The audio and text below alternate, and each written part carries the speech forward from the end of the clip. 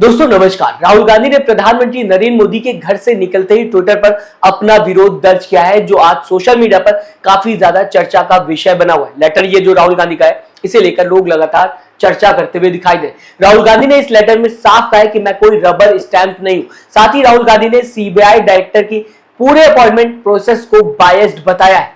पूरा मामला क्या है दोस्तों, आपको बताना चाहूंगा, लेकिन सबसे पहले इस टॉपिक से लेकर जो सवाल उठते हुए सोशल मीडिया पर दिखाई दे रहे हैं वो आपके सामने रखना चाहूंगा। सबसे पहला दोस्तों सवाल ये उठता हुआ दिखाई दिया, क्या बीजेपी अब सीबीआई को पूरा कंट्रोल करना चाहती? दूसरा सवाल दोस्तों उठता हुआ दिखाई दिया, क्या राहुल गांधी को प्रधानमंत्री नरेंद्र मोदी ने सिर्फ फॉर्मेलिटी के लिए सीबीआई डायरेक्टर के अपॉइंटमेंट मीटिंग में बुलाया था?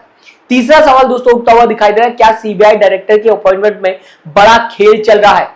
चौथा सवाल ये दोस्तों उठता हुआ दिखाई दे रहा है इस पूरे टॉपिक को लेकर, प्रधानमंत्री नरेंद्र मोदी के ऑफिशियल रेसिडेंस पर ऐसा क्या हुआ जो राहुल गांधी ने सीधा बोल दिया कि बीजेपी अपना आदमी थोपना चाहती थी और अपोजिशन को सिर्फ फॉर्मेलिटी के लिए प्रधानमंत्री नरेंद्र मोदी ने अपने आवास पर बुलाया था? दरअसल दोस्तों 12 मई 2026 को प्रधानमंत्री नरेंद्र मोदी के ऑफिशियल रेसिडेंस पर सीबीआई डायरेक्टर चुनने की हाई पावर कमेटी की मीटिंग हुई। इसमें प्रधानमंत्री Narendra Modi, chief justice of India और राहुल गांधी तीनों मौजूद थे, क्योंकि दोस्तों तीनों मेंबर्स की एग्रीमेंट से सीबीआई डायरेक्टर चुना जाता है। अब समझने की कोशिश करिए कि यह मीटिंग लगभग 1 घंटे से ज्यादा चली, जिसके बाद राहुल गांधी ने इस मीटिंग का सीधा विरोध किया कि मीटिंग में उन्हें सिर्फ फॉर्मेलिटी के लिए बुलाया गया था और सब पहले से ही डिसाइड हो रखा था कि किसे चुनना है, कौन सा आदमी बेहतर है। दोस्तों राहुल गांधी ने इल्जाम लगाया कि कैंडिडेट्स के प्रॉपर सेल्फ अप्रीजल रिपोर्ट्स और 360 रिपोर्ट्स नहीं दिए गए और सिर्फ लास्ट में सिर्फ बेसिक रिकॉर्ड दे दिए गए राहुल गांधी को, यानी कि प्रॉपर रिपोर्ट्स राहुल गांधी को कैंडिडेट्स के नहीं दिए गए, सिर्फ बेसिक इंफॉर्मेशन ही बताने की कोशिश की गई, या फिर ये करें बेसिक रिकॉर्ड ही राहुल गांधी को पकड़ाया गया।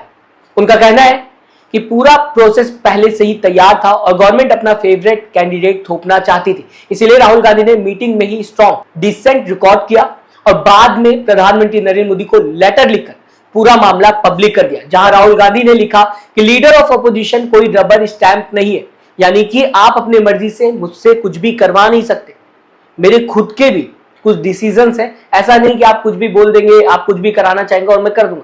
यही बताने की राहुल गांधी कोशिश कर रहे हैं कि leader of opposition rubber stamp नहीं है, मैं अपना कॉन्स्टिट्यूशनल ड्यूटी निभाता रहूंगा, आगे राहुल गांधी इस लेटर में लिखते हुए दिखाई दिए। दोस्तों विपक्ष पिछले कई सालों से बीजेपी पर गवर्नमेंट एजेंसीज का मिसयूज करने का इल्जाम लगा रहा है। विपक्ष लगातार ये बताने की कोशिश करता है कि बीजेपी सरकार गवर्नमेंट एजेंसीज का मिसयूज करके विपक्ष को तोड़ने का काम करती है और विपक्षी नेताओं को डराने का काम करती है। ऐसे में राहुल गांधी का ये लेटर सामने आने के बाद बीजेपी पर और भी ज्यादा तेजी से सवाल उठना शुरू हो गए और इसी वजह से सोशल मीडिया पर इस लेटर को लेकर लगातार चर्चा हो रही और दूसरी तरफ बीजेपी सपोर्टर्स इसको ड्रामा बता रहे हैं कि विपक्ष ड्रामा करता हुआ दिखाई दे रहा है। फिलहाल अगर ड्रामा है तो बीजेपी राहुल गांधी को कैंडिडेट्स की सारी रिपोर्ट्स देकर इस ड्रामे को बंद कर दे। अगर राहुल गांधी कह रहे हैं कि उनको रिपोर्ट्स नहीं मिल रही और ये ड्रामा है, तो आप सारी रिपोर्ट दे दीजिए और कहिए कि भैया ड्रामा नहीं है, बंद करो इसे। और अगर ड्रामा नहीं है दोस्तों, तो राहुल गांधी के सवालों का जवाब देकर बीजेपी को, विपक्ष को भरोसा दिलाना चाहिए कि ऐसा कुछ भी नहीं है, पूरा प्रोसेस फेयर है और यहां पर कहीं पे बेईमानी नहीं हो रही। फिलहाल दोस्तों इस पूरे मामले को आप किस तरीके से देखते हैं, मैं चाहूंगा दोस्तों अपनी राय कमेंट बॉक्स में जरूर दीजिएगा। कमेंट बॉक्स आप लोगों के लिए है और पूरी तरह से फ्री है। क्या राहुल गांधी ने विरोध जो किया है वो सही है? आपकी राय क्या है? या फिर ये कहा जाए बीजेपी जो बताने की कोशिश कर रही है कि ये पॉलिटिकल ड्रामा है, वो सही? जो कुछ भी आप सोचते हैं खुलकर अपनी राय कमेंट बॉक्स में दे। साथ ही साथ दोस्तों चैनल को सब्सक्राइब और वीडियो को लाइक करना मत भूलिएगा। दोस्तों अगले खबर में मिलते हैं, तब तक के लिए अपना ध्यान रखिएगा। नमस्कार।